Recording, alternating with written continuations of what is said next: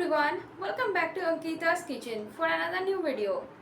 আজকের রেসিপি হলো caramel pudding.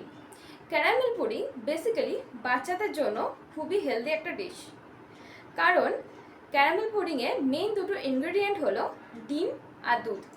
আমরা প্রত্যেকেই জানি ডিমে আছে প্রচুর পরিমাণে প্রোটিন এবং দুধে আছে প্রচুর পরিমাণে ক্যালসিয়াম, মিনারেলস এবং ভিটামিন। আর পুরো ডিশটার মধ্যে আছে 260 গ্রাম ক্যালোরি, মানে 260 গ্রাম ক্যালোরি। আর ক্যালোরি আমাদের এনার্জি বুস্ট করতে খুবই হেল্প করে। তাহলে চলুন আজকে রেসিপিটা দেখে নেওয়া যাক। প্রথমে একটা পাত্রে আমি প্রায় আধ লিটার দুধ নিয়ে নেব। 500 ml দুধ নিয়েছি। প্রথমে গ্যাসটা অন করব না, দুধটা দিয়ে দেওয়ার পর তারপরে গ্যাসটা অন করব। এরপরে 3টে ডিম আমি নিয়ে নেব, আর নিয়ে নেব 1/4 টিস্পুন মতো ভ্যানিলা এসেন্স। এবার নিয়ে নেব 1/4 কাপ মতো চিনি। এখানে আমি 1/4 কাপ মতো দিয়েছি, আপনাদের স্বাদ অনুযায়ী আপনারা দেবেন। এরপর চিনি আর ডিমটাকে এইভাবে ভালোভাবে মিশিয়ে নিতে হবে। ভ্যানিলা এসেন্সটা ডিমের আষ্টে গন্ধটা ছাড়ানোর জন্য আমি দিয়েছি। ভ্যানিলা এসেন্স অ্যাভেলেবেল না থাকলে আপনারা লেবুর রসও ব্যবহার করতে পারেন। এরপর দুধটাকে দেখুন আমি জাল দিয়ে ঠান্ডা করে নিয়েছি। এখানে 500 দুধকে প্রায় আমি 250 ml করে নেব, মানে হাফ করে নেব।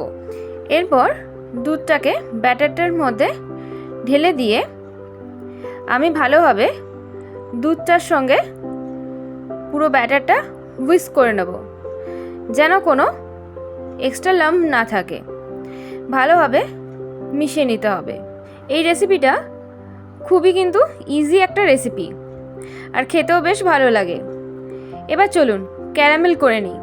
প্রথমে 2 চা চামচ মতো চিনি আমি যে বাটিটাতে বসাবো পুডিংটা, সেই বাটিটার মধ্যে নিয়ে নিয়েছি। এরপর 1-2 ফোঁটা করে জল দিয়ে আস্তে আস্তে চিনিটাকে এইভাবে আমি ক্যারামেলাইজ করে নেব। দেখুন একটু ব্রাউন কালার হয়ে এসেছে। এরপর গ্যাস অফ করে আমি এটাকে কিছুটা ঠান্ডা করে নেব। এটা দেখুন পুরোপুরি ঠান্ডা হয়ে গেছে। এরপর মিল্কের যে ব্যাটারটা ছিল সেটা এর মধ্যে দিয়ে দেব। গরম অবস্থায় দেবেন না, তাহলে পুড়ে যাওয়ার বা জ্বলে যাওয়ার ভয় থাকে, আর দুধটা পুরোটাই খারাপ হয়ে যাবে। এবার একটা কড়াইয়ের মধ্যে স্ট্যান্ড বসিয়ে দিয়ে দেব কিছুটা জল। এরপর বাটিটা আমি বসিয়ে দেব এবং উপর থেকে ঢাকনা লাগিয়ে প্রায় 15 মিনিট মতো অপেক্ষা করব।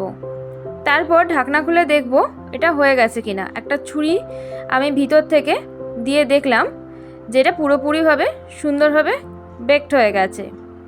এরপর আমি এটাকে ডিমোল্ড করে নেব। ডিমোল্ড করে নেওয়ার পর দেখুন কত সুন্দর হয়ে এসছে। আর একটু কেটে দেখাচ্ছি কতটা সফট হয়েছে। আপনারা বাড়িতে অবশ্যই একবার ট্রাই করে দেখবেন, খেতে অবশ্যই ভালো লাগবে।